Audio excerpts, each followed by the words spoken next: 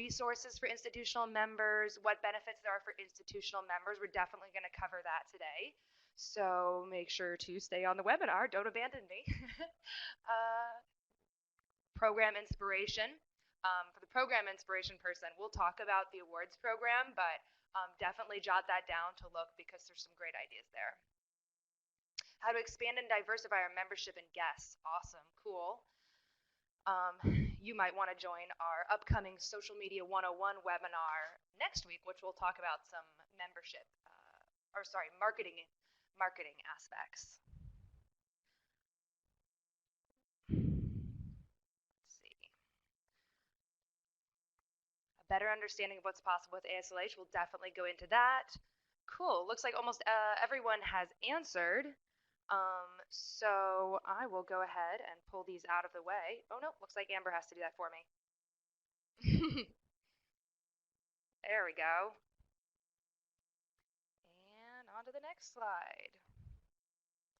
There we go. Okay, so first things first, I'm going to introduce you to, looks like I skipped a couple slides. Okay, first thing first, I'm going to introduce you to the ASLH staff. So we are a small office, so that shouldn't take long. From left to right, John Dichtel is our president and CEO. Bethany Hawkins is our chief of operations, and the inspiration for the office motto, keep calm and call Bethany. She organizes the annual meeting and runs the award program, among many other things. Sylvia McGee is our finance director. Sherry Cook runs the steps and visitors count programs, which I'll get to in just a bit. Terry Jackson is our membership and database coordinator. So if you have any questions about membership renewal, invoicing, or registering for events, she's the person to call. Again, that's me. I'm Hannah, and I take care of all our communications, manage the blogs and social media, run our career center, and help Terry out with membership questions. Amber Mitchell, who you met at the beginning of the webinar, is our education and service coordinator. She runs our continuing education program and manages all our amazing volunteer committees that we rely on for a lot. Bob Beatty is our chief of engagement. He is the editor of History News Magazine and our book series. Oh, it looks like those that had sound got it working, so glad you can hear us. Welcome. Asia Bain couldn't make it to our staff photo shoot, but as program coordinator, she assists with awards, steps, and annual meeting. She'll likely be the first person you talk to if you call the office and can help with technical issues as well as general membership questions. This lovely historic building right here is our beautiful new, in quotes, office space. We moved from a more contemporary space in October in order to be in a better location and in a historic space. This is the former St. Bernard's Convent. Built as a state-of-the-art facility in 1905, it was used by the nuns until the 1990s, when it was sold and converted to office space. It's located in the Hillsborough Village, a Nashville neighborhood with lots of history. We've got a historical marker just outside across the park, having to do with the Civil War. And it's an easy walk from Belmont and Vanderbilt and just down the street from Music Row. So a lot of great history in the area. It was really important to us to be in a historic property, and we made that a priority when moving from our old location. Please stop by for a visit if you're ever in Nashville, and we would be happy to show you around. Okay, quick trivia break. Let's see if you guys know your ASLH history. Would you take your best guess at when you think ASLH was founded? We'll see what you guys think. 1973, 1926, 1940? Anybody else want to take a guess? Got a few more votes to go in there. Okay, so the biggest, oh no, we got a couple more. The biggest guess is still for 1973. Sorry, that's wrong. We were actually founded in 1940, and 2015 marked our 75th anniversary. But we were actually active as a chapter of a larger organization for 40 years before that. So if anyone guessed 1900, you'd probably be closer too. In fact, ASLH and our founders were an important part of the boom in local history during the late 19th and early 20th centuries. If you want to know more, there's actually a great little book written in the 1990s on our history called Local History, National Heritage, which is available on Amazon. Our mission, as Amber said before, but I'll say it again because mission is important, is to provide leadership and support for our members who preserve and interpret state and local history in order to make the past more meaningful to all people. We are governed by a 21-member council, Catherine Kane, who is the executive director of the Harriet Beecher Stowe Center. We currently have over 5,500 members, about 2/3 of which are institutional and 1/3 individuals. If you count all the members and all the staff of institutional members, the number of people we serve comes to between 15 and 20,000. So that's quite a bit. Everything we're doing right now is informed by 4 aspirations, which were developed by a council task force in 2015. They are as follows. ASLH promotes the relevance of history. ASLH acts to build diversity and inclusion.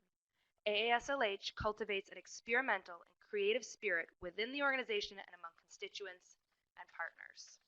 ASLH increases its financial stability and builds trust.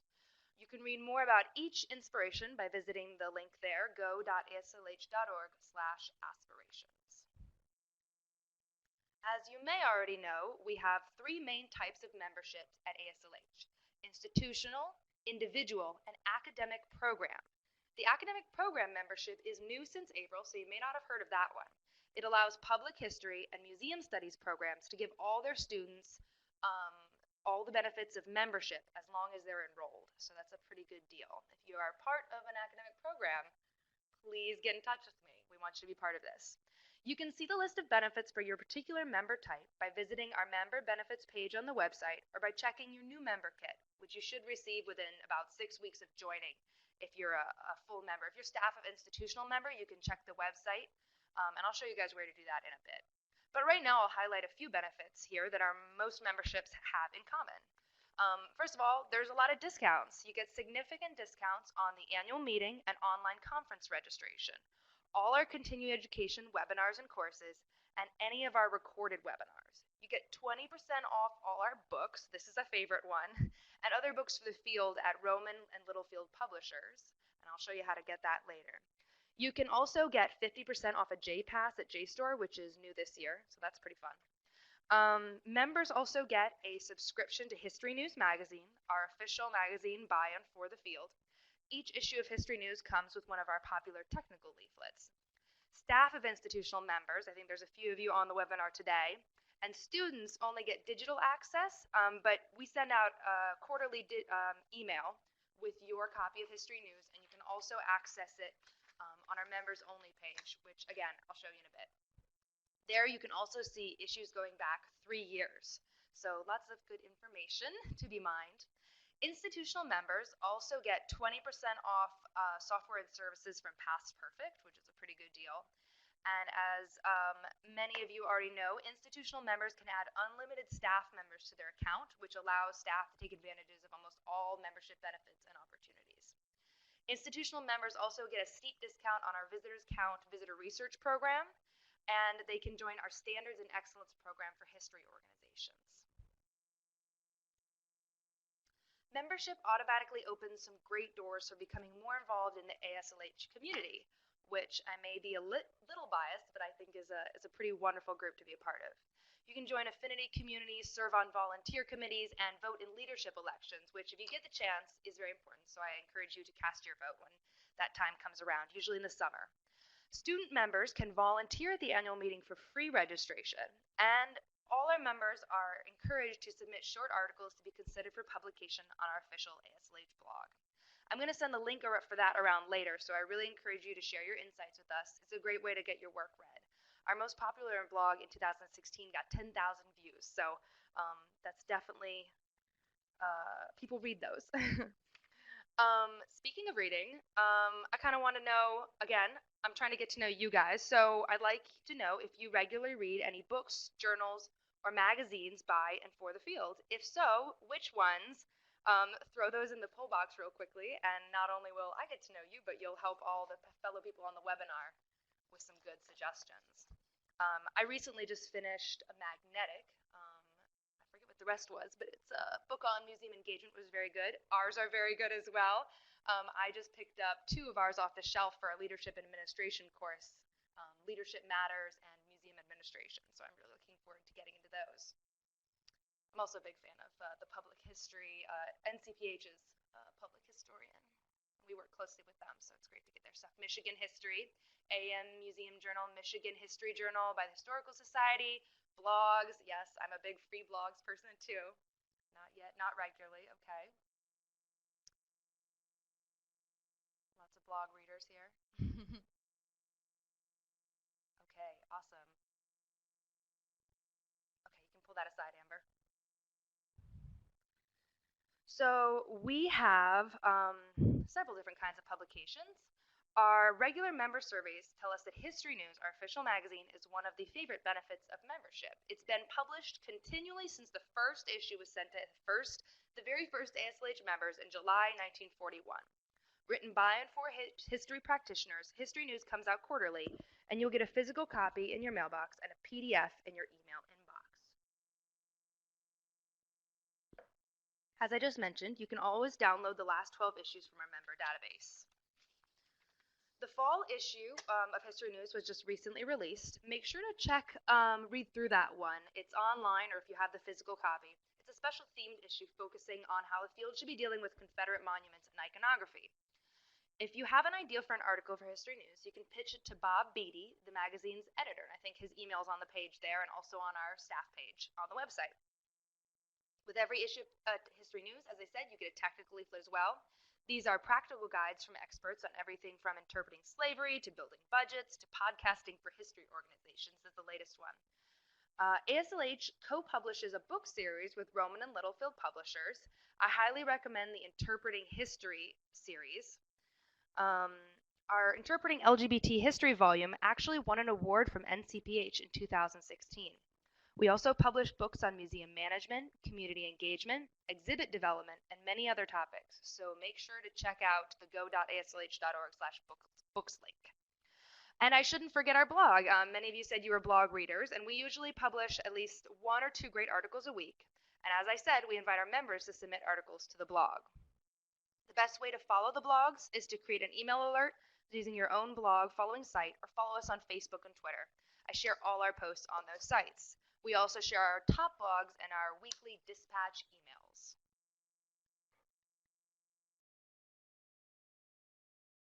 Okay, moving along nicely. Next slide. So let's talk about ASLH programs, unless, Amber, do I have any questions so far? No, we're good to go. Okay. So STEPS is ASLH's Standards and Excellence Program for History. It's a self-study program designed specifically for small to medium-sized history organizations, including volunteer-run institutions. It only costs $175 for members to join. Through a detailed workbook, which you can see on the page there, it's a little small, but that's the workbook, online resources, and an online community, organizations enrolled in STEPS assess their policies and practices and benchmark themselves against national museum standards.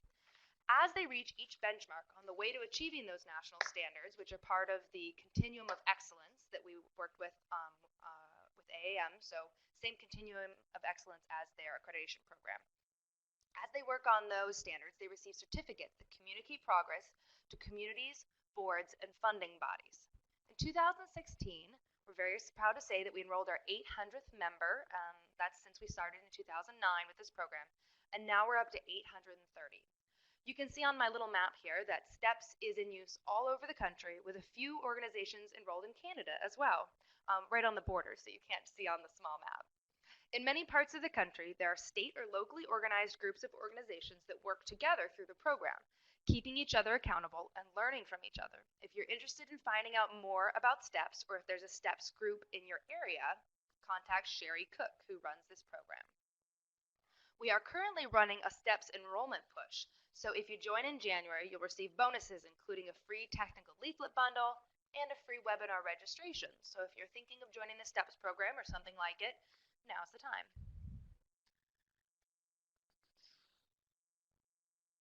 Visitors Count.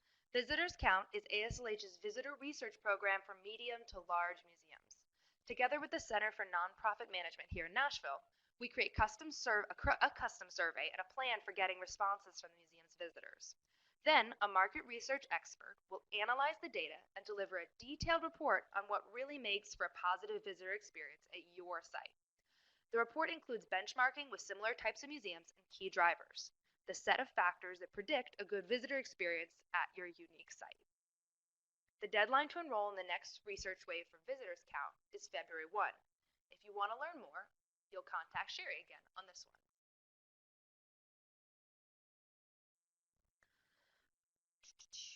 Okay, so one more question for you guys, you folks. I'd love to know if your organization has applied for or won any awards recently. If so, which ones? Now is the time to celebrate yourself for a moment on this lovely Thursday afternoon.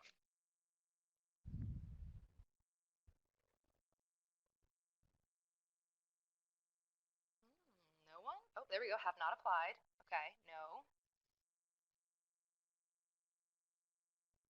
Okay, so it looks like the people on here have not been applying for awards at their organizations, and that's okay. That's normal. One more second, see if anyone else has an answer. Not an award, but a grant. We got an IMLS. Someone got an IMLS grade for an inventory project. Congratulations. Okay. Awesome. Well, let's skip to the next slide then, because I want to talk about our awards program. And this is something that every organization from all volunteer run all the way up to big ones can apply for. We're really proud of our awards program. Every year, we work with the awards reps in each state to solicit nominations from their local organizations who are doing good history that changes people's lives by helping them make connections with the past. Then, our awards committee carefully assesses each nomination and chooses the best exhibits, programs, and publications. I actually got to sit in on the awards meeting in Nashville last year, and it was really inspiring to see all these professionals taking almost a week from their busy schedules to sit in a conference room and discuss in depth, and I mean they went really in depth, the merits of every single nomination.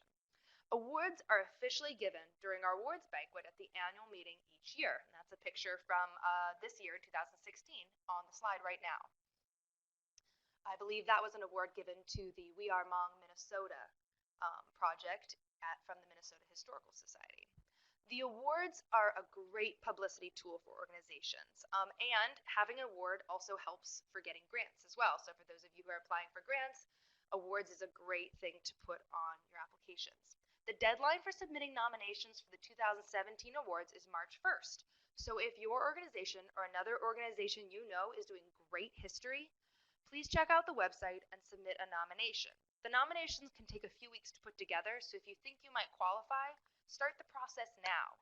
If you have any questions or like to be connected to your state awards representative, visit our website or contact Bethany Hawkins. These reps are there to help you, guide you through the process, so you're not kind of alone as you try to figure out what can make a great award nomination. Okay, one more question for you. What continuing education, formal or informal, have you done recently to grow as a history practitioner? And I say practitioner because I know a lot of our members are volunteers. And so I'm sure that you are still doing some things to help you become better in whatever aspect of history you are participating in. Webinars, okay, we like webinars. Fund development certificate.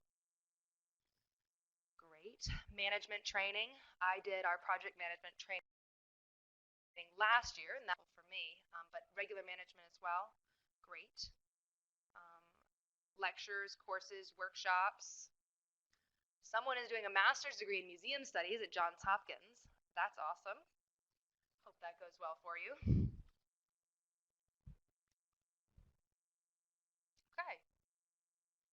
Got some great answers there. So it looks like our webinar participants today are trying a variety of things to improve their practice. On to the next slide. Oh, wait, we got one more. What did they say? Okay. All right, that's all right. So we have a pretty robust continuing education program here at ASLH, and pretty much always have something coming up you can see on our calendar.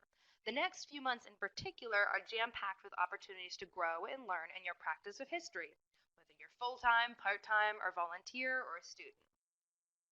Amber Mitchell, my lovely colleague on the other side of the webinar, who you met at the beginning, joined us this past summer as our first dedicated continuing education staff member. Since then, she has been busy adding even more webinars, workshops, and online courses. We also offer a lot of free webinars to members, besides the informative ones like this, more that have like specific content. So keep an eye out for those.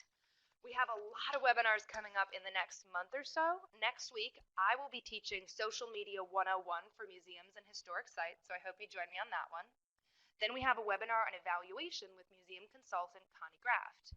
On Valentine's Day, we're going to be talking with the folks behind the We Are Hmong, Minnesota, an award-winning exhibit that came out of a full partnership between the Minnesota Historical Society and the Hmong community in Minnesota. And so that'll be a really great webinar on learning to share authority and building relationships within your community. All our webinars are recorded and you can buy them for a small fee online, and I will show you how to do that later. Online courses. As I mentioned, I took the Basics of Archives course last year, so when I tell you that our courses are great opportunities to pick up new skills, improve your resume, and learn ways to improve your practice, I am speaking from experience. These typically last 4 to 8 weeks and offer a chance to network with other students and lots of access to the expert instructors. I'll actually be going home today and joining a chat on the Leadership and Administration in History Organizations course, which I'm currently taking. We have a number of online courses coming up, including Basics of Archives, Collections Management, and Caring for Museum Collections. There's other ones on the calendar as well, so I encourage you to go to our website and check that out. On-site workshops. So our on-site workshops are 1 to 2 day intensive classes held at history organizations all over the country. What I've found is unique about these, as opposed to the online courses, is the chance for really constructive in-person discussion with the instructors and other attendees. As I mentioned, I took our project management workshop in Ohio last year and came home with a lot of new organizational tools, but also some great ideas from the other workshop attendees, which was fun.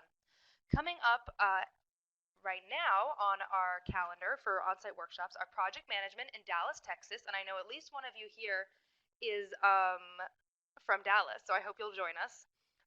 Or I think you are at the Sixth Floor Museum, so we'll be in your home organization. We have Reinventing the Historic House Museum in Philadelphia, Focusing on Visitors in Atlanta, and Historic House Museum Issues and Operations in Portsmouth, New Hampshire. That Philadelphia workshop, Reinventing the Historic House Museum, is being underwritten by the Pew Center for Arts and Heritage this year, so it only costs $25 to attend. So if you are in the Philadelphia area or can get over there, I encourage you to register for that one. We also do periodic social media events. Our most popular so far is the ASLH chat, which we've been doing monthly on Twitter for since September, I think. These are free, open events where users can chime in on a set topic using the ASLH hashtag, and they are quite fun. We also do things on Facebook Live on occasion, including coming up on the 31st, we have a town hall with our president and chief of operations. So definitely make sure to follow us on both Twitter and Facebook to get notices about these. We'll also send them out via email, but social media is a great way to stay in touch.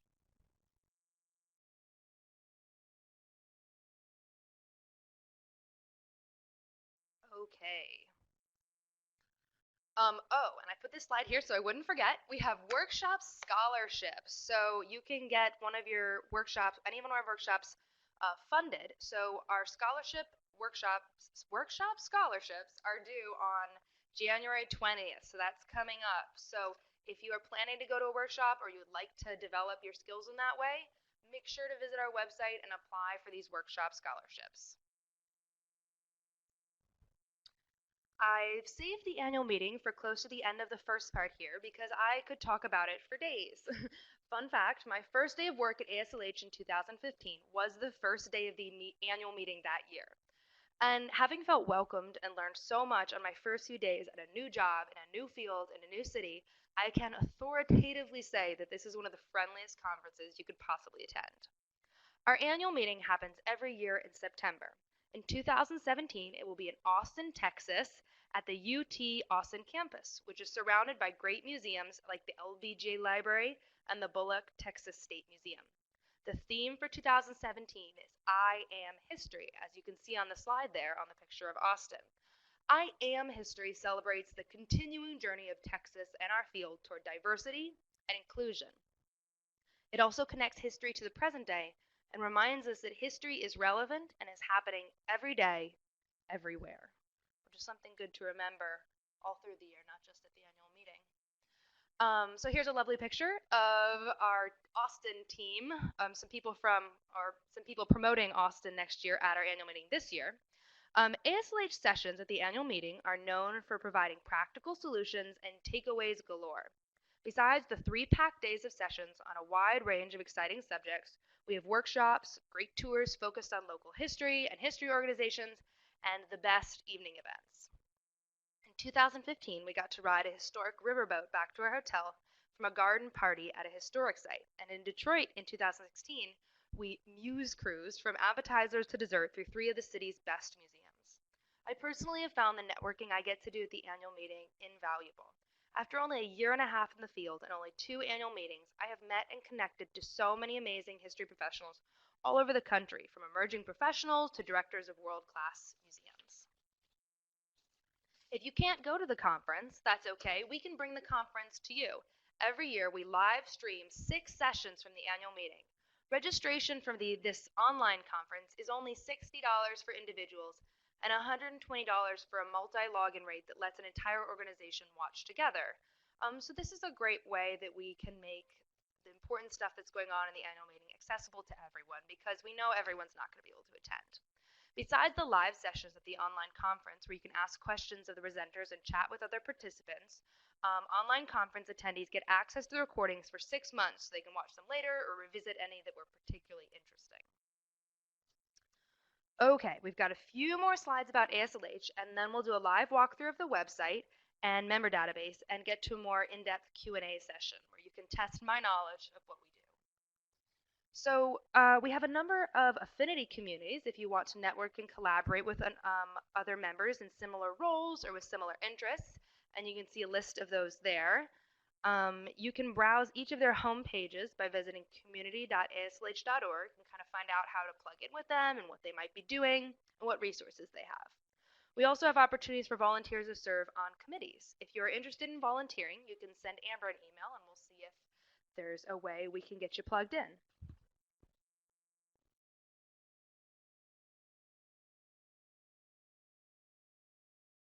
All right. Okay. Career Center. ASLH has a great job board on our website, our ASLH Career Center. We typically have 50 to 70 jobs and internships on the board at any one time. Right now, we're very internship heavy since it's that season. And new jobs are added daily. I encourage you to take advantage of the option to upload your resume to the site for free. Then employers can search resumes by qualifications. They can't see your personal information, but just the qualifications, and reach out to anyone who fits their open position. You can also create alerts so that you can get an email as soon as a job in your area or expertise is added. And I know there was one person who is taking a master's in museum studies, so I'm sure you're going to be looking for internships and jobs soon. So make sure to check that out. For employers, we have a number of great job packages, including our passive job seeker package, which includes sending your job listing out to all the 14,000 emails in our database, along with great traffic on the website. Our job listings actually get over 50,000 views a month. Member institutions can post internship listings for free, so if you are at an institution, please do that. And I see someone has a new opening part-time collections coordinator, so I hope you will post that on our job board as well. We've actually got a New Year hiring promotion going on right now, so you can use that code NEWYEAR to get 20% off the job listing packages, which are already steeply discounted for members. So pretty good deal there. Okay, one more question for you guys. What do, you or your organization, to promote the value of history organizations in your communities? I'm hoping y'all give me a few answers here, because this is an important topic that we like to talk about a lot at ASLH. Speak to local organizations. Great.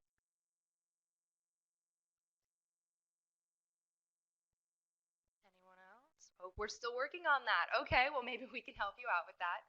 Lots of social media, Facebook and Twitter. Great. Public programming. Excellent. talk to members of the public about what we do. That's really important. And still working on it. Great. Offer our site for free or at a discount to local organizations. That's really cool. Great way to connect with your communities. Okay. Well, that Facebook's exhibits, signage on campus, some marketing. Great. Okay, lots of good answers. Oh, another one too. Ooh, everyone's got an answer for this one. That's great. Um,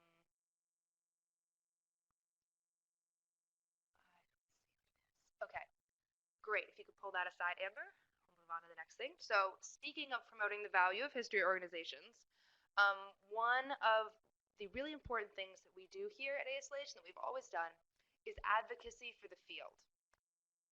We, ASLH, and in particular our President and CEO, John Dichtel, are very involved in the History Relevance Campaign, a grassroots movement to communicate and measure the positive impacts of history and its relevance to individuals, communities, and the nation. They have a value of history statement up on their website, historyrelevance.com, that can help you communicate to your shareholders and to your community why history is relevant today. So I encourage you to go look at that. And they also need organizations of every size to endorse that statement. So also, please get your organization to endorse the value of history statement from their History Relevance campaign if you've not already done that. Oh, I should mention, our president, John Dichtel, is actually one of the founding members of the group. So we've been, ASLH has been pretty much part of this since its beginning. ASLH is also an active member of the National Coalition for History, a consortium of organizations advocating on federal, state, and local legislative and regulatory issues. One important project of the coalition right now, and long-term, is the Congressional History Caucus. The caucus aims to provide a forum for members of Congress to share their interest in history and to promote awareness for the subject on Capitol Hill. I strongly encourage you to visit the coalition website, historycoalition.org, and use their tools. It's pretty simple, to ask your congressman or congresswoman to join. I think they have 28 people in the caucus now, and the more, the merrier, and the stronger the support for history. In February, John Dichtel, our president, and Bethany Hawkins, our chief of operations, will join members of the ASLH Council in Washington, D.C. for AAM's Museums Advocacy Day. If you are interested in participating, you can follow the link there on the slide, where you'll find a link for free registration, as well as some resources for advocating, even if you don't attend. This is a really important event where museum professionals and leaders from all over the country descend on Washington and have appointments scheduled with congressmen and representatives to make the case for museums. And we also are there to make the case for history organizations in particular. We also send out periodic emails to alert our members about important advocacy issues and action items. Okay. So now what I'm going to do is give you a quick tour of the ASLH website and our member database so you know where to find all the ASLH products and programs we've just talked about. Amber, if I go too fast, can you make sure and slow me down so everyone can hear me? Okay, great. Sharing my screen.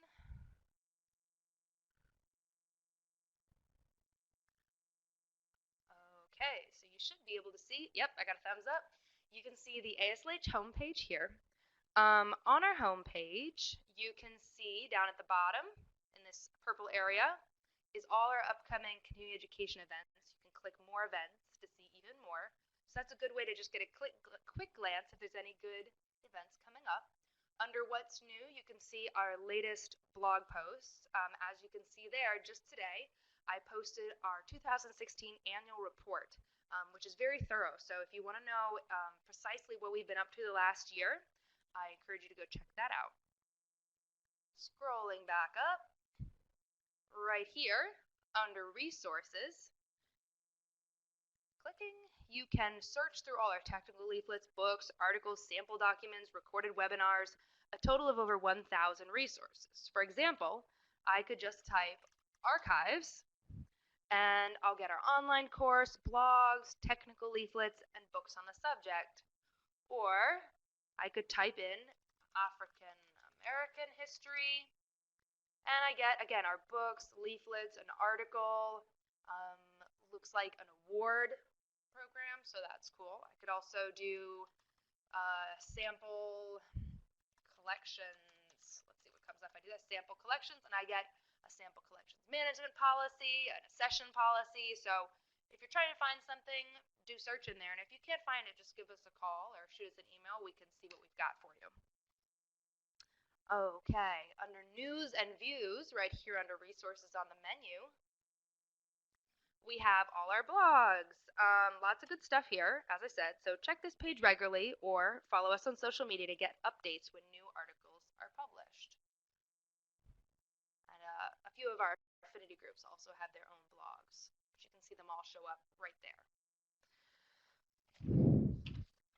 Continuing ed, under news and views, is where you can learn more about what we offer for professional development.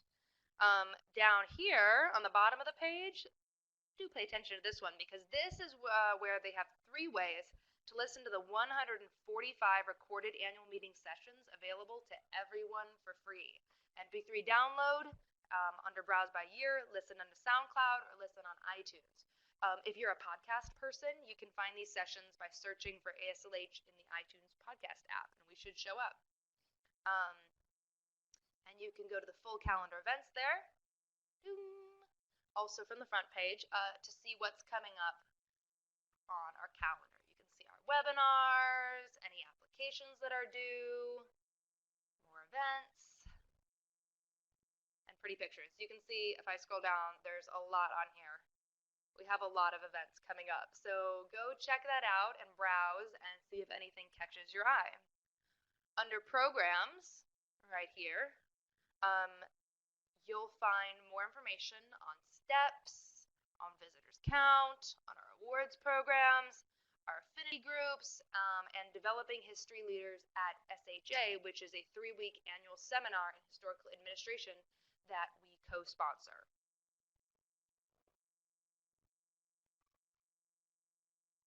Okay. Under communities, again, you'll find here basically a directory. Communities is the last button down there, of all our affinity groups, and you can click on each of them and find out more about them. On the bottom of this left page menu here, right down at this bottom, are a bunch of important quick links. Membership, that's where you can find your benefits, join, and renew. Annual meeting, more information about the annual meeting. Our awards program, about us, where you'll find staff contact and council information. Donate, we always appreciate contributions. And all the way down here at the bottom is sign in. I'm going to get to that in just a second. But first, I'm going to jump to jobs. So this jobs link will take you right to our job board career center.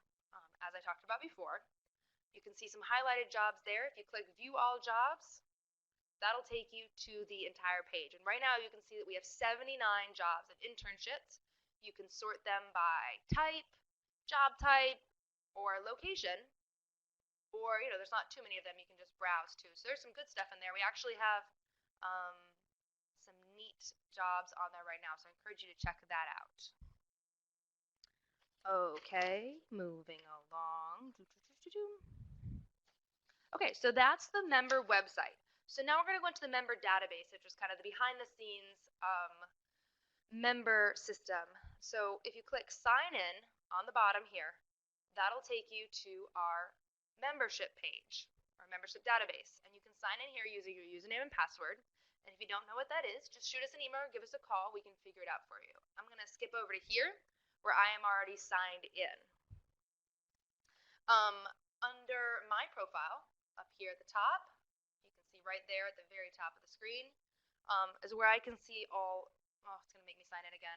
Sorry. Let's see if this works. No.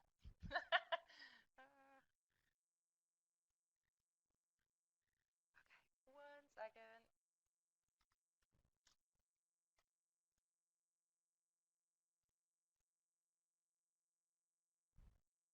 Okay, so this is where I was going to go. Under my profile,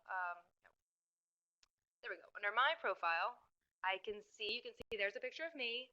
I can see all my information. I can see that I'm a member of a group, and I can change that. Oh, looks like I need to change my address here because we moved. Okay, so back on that home page, where you signed in is Manage Profile. And this is one of the most important things you need to know about the database. So when I click on Manage Profile, I will have a couple options. Here under Edit Bio, this is where I can update my information, change my address. If someone else is taking over the membership, put their information there. Preferences for emails, and under membership, down here under invoicing, payments, and history, that's where you can renew your membership. Now, one thing I don't have on here that institutional members will have is add sub-accounts. So under here, if you're an institutional member, right about here, you'll see add sub-accounts. And that's where you can put in the emails of all your staff or dedicated volunteers and invite them to become part of your membership account. And then the only other thing you really need to know up here is the members only page. Actually, there's one other thing too. So the members only page is, you can only see it when you're logged in as a member, and that's where you'll find your code to get 20% off Rowman and Littlefield, your JSTOR access, past issues of our e-newsletter, past issues of History News, and you can just click on any of these and download and read away, and past issues of technical leaflets. So lots of good reading there, especially the technical leaflets and History News. You can see that the fall issue is up there, so please download that and read it. It's very good. Then the only other thing is up here under Store.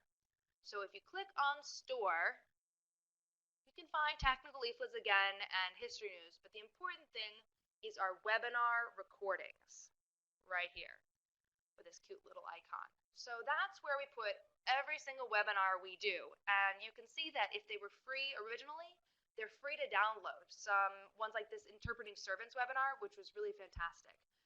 So scroll through that. We've got pretty much endless learning opportunities for either free or for a very low price. They're only $15 for members to download. So do check that out. Okay, so I think that's all we needed to cover on the database. Let me see if I can get back to my slides. Stop sharing. Okay, back to my slides? Yes. Okay. So now, as promised, thank you for holding on, here are the promo codes. So you're going to get 25% off the Social Media 101 webinar next week, 25% off the taking the guesswork out of evaluation. Oops, that's supposed to be taking the guesswork out of evaluation. 25% off the Pebiag Minnesota. I hope I'm saying that right. Sharing authority and building relationships. Oh, so it's the We Are Hmong, Minnesota. Sharing authority and building relationships with your communities. And 10% off the collections management online course. And at the bottom, this is a good one, 10% off any on-site workshop except that already discounted Philadelphia one, just using the new MEMWORK code. So I'm going to give you guys a second to write those down. We're going to send them out again tomorrow with all the other slides, but in case you want to register anything right now, go ahead.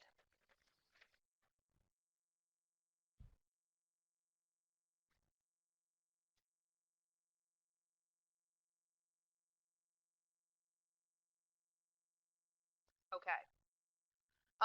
So that's all I have before we go to the question and answer time. Make sure to follow us on your preferred social media site and keep an eye out for our emails so you don't miss anything. All our contact information is here. Again, we're on Facebook, Twitter, and LinkedIn. So make sure to join us on there. We're pretty active. And then let's go to questions. So what do you want to know about ASLH and AASLH membership?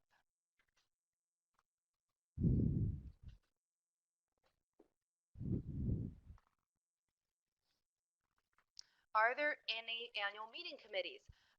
Yeah, so we have both a host committee and a program committee. And the host committee is, of course, based in the city where we have the annual meeting. This year, it's in Austin, and then in 2018, it will be in Kansas City, Missouri. So if you're in Kansas City, connect with us there. And then the program committee helps us decide which um, program submissions to accept. We actually got a record number this year.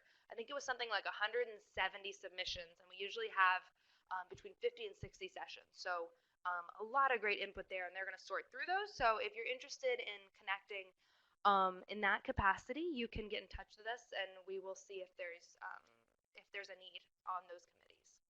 I know this year's committee is set, but I'm not sure about Kansas City. Sorry, not Kansas, Kansas City. All right. Any other questions?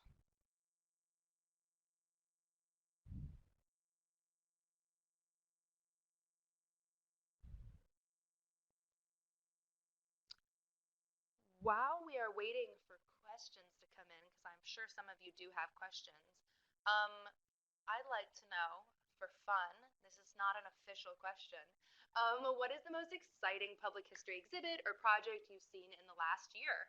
Um, it can be your own if you guys had a great exhibit too, but just plug that in if you don't have a question while we wait for those who do have something to ask.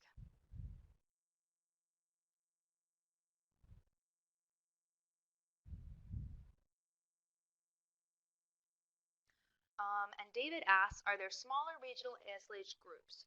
No, we don't have chapters of ASLH. Uh, it would be nice, but this time that's just not something that we have. So we have some more it's more online communities in terms of during the year. Um, the closest thing we have to kind of regional stuff is our workshops, although we do work closely with a number of the regional museums associations to kind of provide more history support. Like we just started a partnership with the New England Museums Association, NEMA, um, on helping their volunteer organization start our STEPS program. So that's pretty exciting. And their president, Dan Yeager, wrote our technical leaflet for this issue. So that's a nice partnership there. So we encourage people to plug into their regional museum associations as well. Oh, someone says most exciting public history project. They published Socialite and Scofflaws, Avon Lake's Past. That sounds like an interesting book. And someone else saw an exhibit about the Farmington, West Virginia mine disasters of 1968. Ooh, that's an interesting topic. Someone else had lost drawings here at the Mansion House. The original drawings, hidden for 150 years, were found. That is fun. And the history of water in Wisconsin. That's a timely exhibit. Okay, David asks, I love the questions, David. Thank you. Do you partner with other national organizations such as NCPH, etc.? Yes. We work closely with them. As I kind of alluded to before, we are a partner organization, a sponsor of Museums Association Day, AAM's initiative. We also work with AAM on the Continuum of Excellence, which is an established set of standards. So that includes like our STEPS program and their accreditation program. We communicate with them about things like we had the Care of Collections ethics paper where we've exchanged ideas. We also work a lot with NCPH. We sponsor things at their annual meeting. They sponsor things at our annual meeting. We're in constant communication with them on how to better bridge the gap between academics and people in organizations. So a lot of things going on with them. If you didn't know, our president, John Dichtel, is the former head of NCPH, so he's helped us bridge some ties as well.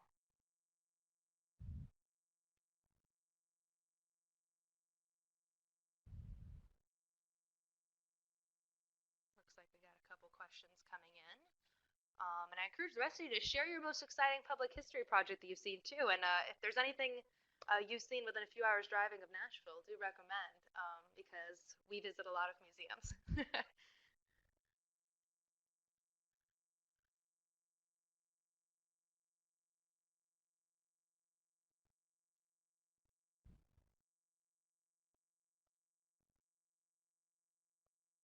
Okay, looks like a couple questions coming in, so we'll wait for those.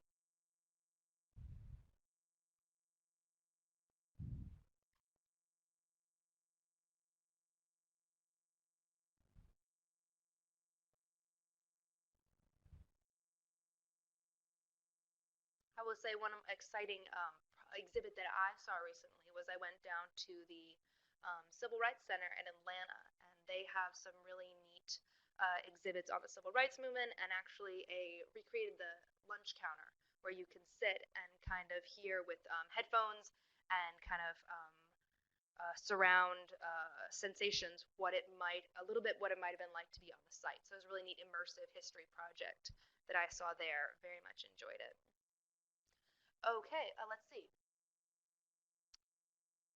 Shannon is the president of Medical Museums Association and would like to hear about medical history exhibits. Well, that's very interesting. I don't know if I have any specific points to that, but if you have anything that you'd like to collaborate with us on, or any ways that you think we might be able to help you, Shannon, give me an email, or give any of us an email after the webinar, and we can talk more about that. I know we actually have some medical history organizations in ASLH. We just recently spotlighted an archive through our STEPS program. Stephanie has to go, but it was really great. Thanks, Stephanie. David asks, are sites interpreting federal history outside the scope of your organizations? No. So while we are the Association of State and Local History, we serve all institutions in the U.S. and beyond, in Canada and other places as well, interpreting any public history, whether national or even of international relevance.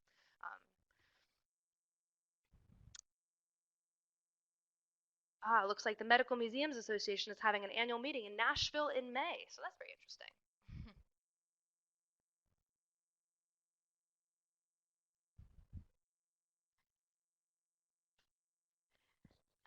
Hey everybody, this is Amber. I'm going to hop on and address David's question about interpreting federal history.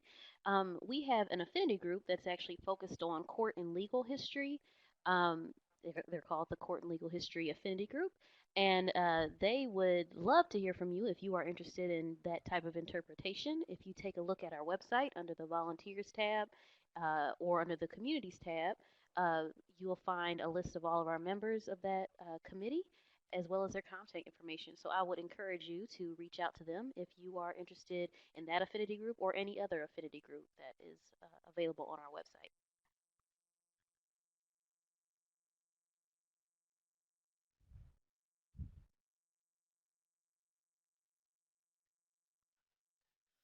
Okay. Yeah, Shannon, I see you have more points. Just get in touch with us via email, and we'll talk about some other things we can do to maybe collaborate. I think that is all the time we have today. Thank you guys for joining me, and I'm going to hand it back over to Amber and wrap it up. Again, if there's anything that you didn't get answered or that you want to know, we are super available. Give us a call, shoot us an email. We are here to help. Thanks, and I hope I will see you.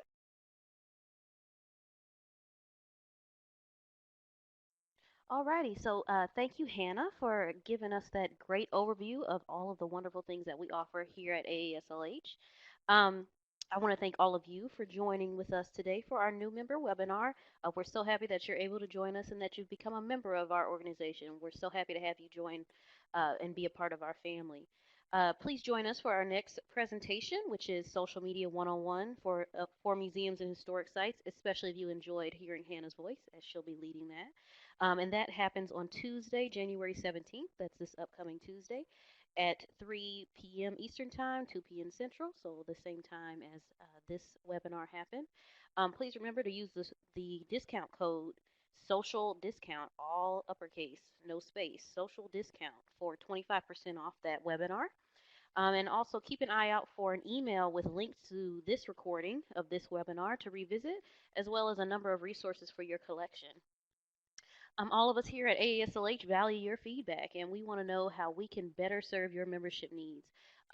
If you could please fill out the the survey link on the screen, the big kind of beige box there with the SurveyMonkey link. Please fill out that survey and shared, and it'll also be shared in our follow-up email by January 31st. We will love to hear from our members. We want to know more about what you want and what we can do better. So, this is your organization, so any way to make it better, We love to hear from you. You can also stay up to date on what AASLH is up to by going to our website, aaslh.org.